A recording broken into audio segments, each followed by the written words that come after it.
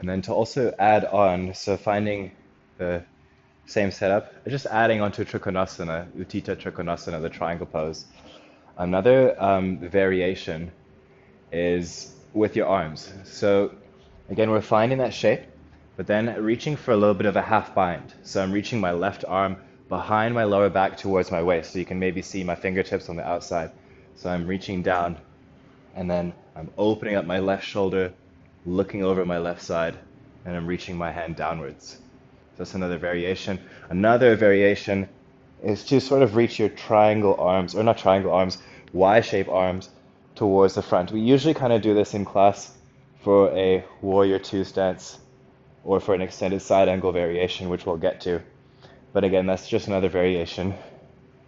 Again, just the arm placements can really change the whole experience of the shape and add that additional element to challenge it.